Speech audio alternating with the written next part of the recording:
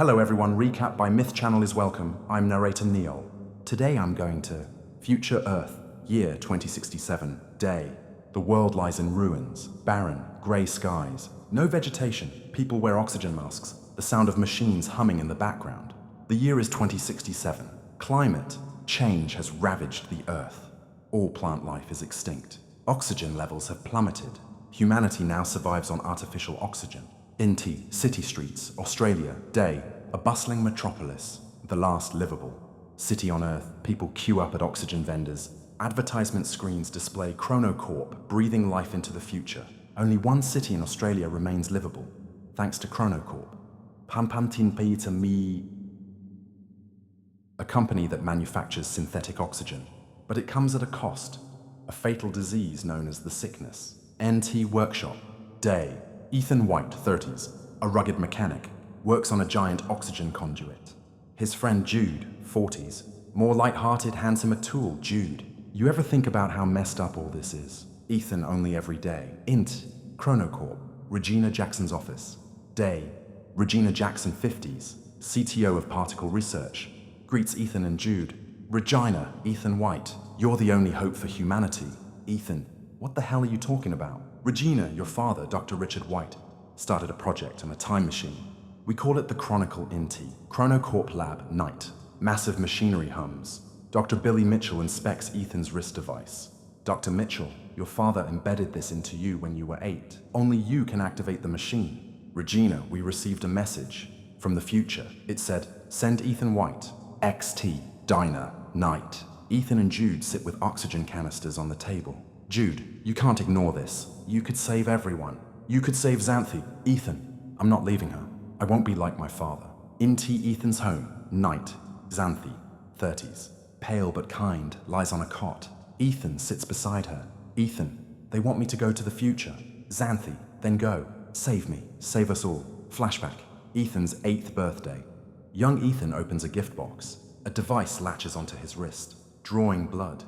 Richard White watches, eyes filled with sorrow, interlab, morning. Ethan stands before the Chronicle, determined. Lights flicker, a timer counts down. Ethan, let's do this. The machine whirs, light engulfs him. Scene. Ethan leaves a sign for Anthony. Ethan places a metal flower beside Anthony, promising to find his way back. Scene, Regina's office. Ethan, if there's only one cure, it has to go to Xanthi. Regina agrees and takes him back to the lab. Scene, the lab, Dr. Mitchell. This is the suit you'll need to wear before entering the machine. As they start explaining the mission, Ethan realizes they have no plan. No idea what he'll see or who he'll meet on the other side. They put him in the suit and hand him an AI device. Archie, scientist. Archie will transmit your vitals to us and help you navigate. Scene, time machine activation. They launch Ethan into the machine. He travels at high speed through time. Falling from the sky, he lands in a mysterious jungle. His suit catches fire from the friction, so he quickly removes it. Looking around, he's stunned by the beauty. Nature has returned. Trees, oxygen, and everything is back. Scene, jungle, a bunker. Following Archie's directions, Ethan reaches a bunker door, but in front of it lies a skeleton, a bullet hole in its skull. He finds the skeleton's Archie and plays its last recording.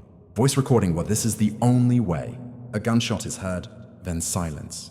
The device powers off. Ethan panics, believing this might be his future, but then he notices the skeleton's wrist device. It glows green.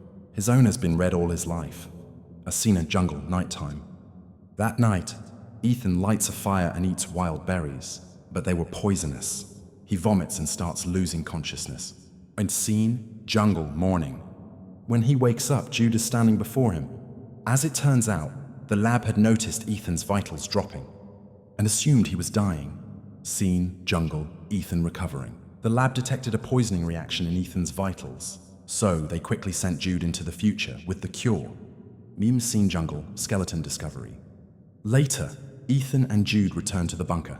Ethan's skeleton is still there. His fate hasn't changed. They decide to keep searching. Using Archie, they find another sealed door. Scene, secret facility, lab entrance. A voice from a hidden device scans Ethan's eye. The door opens. Monitor, robotic voice. Welcome. Please provide a DNA sample. Ethan accepts. His wrist device activates, drawing blood. The test completes. The light turns green. The lights in the room come on. They're in the Chronocorp lab. 407 years into the future. Scene inside the Chronocorp lab. In front of them, a time machine. Jude, excited. We can go back. Ethan, worried. No, nothing's changed. I'll still end up dead. So, Ethan checks the system logs and finds a holographic recording from his father. That scene.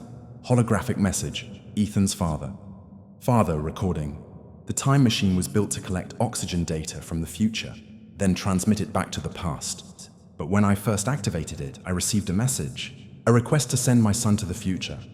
I didn't want to, but I did, and created this DNA verification for Ethan. Scene, emergency in the lab. Ethan and Jude realize worse. Activating the lab has triggered a malfunction in the nuclear core. A nuclear explosion will occur in 4 hours. Now they must fix the time machine or die. Scene, exploring the future world. Outside they find a ruined city, overtaken by green plants. No humans. Earth is recovering after human extinction. Skeletons are scattered everywhere. Ethan finds his wife's house. Inside, only her bones remain. He collapses in despair. Jude, we have to go back. You have the cure. You can still change everything. Wiener overgrown city, still in the future. Oddly, sickness doesn't seem to exist in this future, but Jude's words make Ethan suspicious. He reactivates the rusty Archie unit and plays back the old recording. Ethan, quietly, that voice. It's Jude. It's Jude. He's the one who shot Ethan. And a scene, standoff between brothers. Jude raising his gun. That's not true. I didn't shoot you. Ethan, firmly, we finish the mission first. Together, they put their focus on repairing the power core. Once fixed, they return to the lab. The Chronocorp system activates. The portal will open in 37 minutes. Scene, countdown begins. Time portal tethered to 2067 will initiate in 37 minutes. Duration 30 seconds, but Ethan finds a body behind a sealed door, his own. The future is unchanged. Scene unlocking the truth. Ethan swaps Archie's battery into the rusty one again. A new video plays. Future Ethan recorded. Jude will kill me. He already has. Jude, softly. There's no changing the future, Ethan. I was just trying to protect you. Ethan, in disbelief. No, I can't believe this. He locks Jude inside a room. Scene final hologram, the day Ethan's father died. Ethan watches his father's last holographic log. A conversation plays between his father and Regina Jackson, Chronocorp's CTO. Scene, flashback, lab, years ago. Regina Jackson, we use the machine to escape. Only the chosen go. Ethan's father, no, we find a cure, we save humanity. But Regina wanted to flee. Ethan's father wanted to fight. Both plans required one thing. Someone in the future to activate the time machine, so matter could safely travel through time. To stop Regina's plan, Ethan's father locked the system and made Ethan's DNA the key. Scene hologram ends, the betrayal revealed. The CTO kills Ethan's father on the spot. She then orders Jude to kill Ethan's mother and raise Ethan as his guardian, all part of a long-term plan to one day access the time machine using Ethan's DNA wristband. Ethan, shocked. You killed my mother? The man Ethan saw as his brother was the one who murdered his mom and was supposed to kill him too. Scene, a new understanding. Now Ethan realizes the truth. His father didn't abandon the family. He sacrificed everything to save humanity. Determined to stop Regina and her plan to take a select few into the future, Ethan attempts to shut down the machine. Jude, rushing in. I was sent to make sure you'd activate the machine. Then I was supposed to kill you. The scene of the ultimate sacrifice, but years of raising Ethan had changed Jude. He'd grown to love him like a real brother. Ridden with guilt, Jude makes his final choice. Jude, tearfully, I'm sorry. He raises the guns and kills himself. Ethan's resolve. Devastated but determined, Ethan vows to carry out his father's last mission, to save the world on the terminal. He finds the original message that once summoned him. Ethan realizing, I wrote it. I sent myself.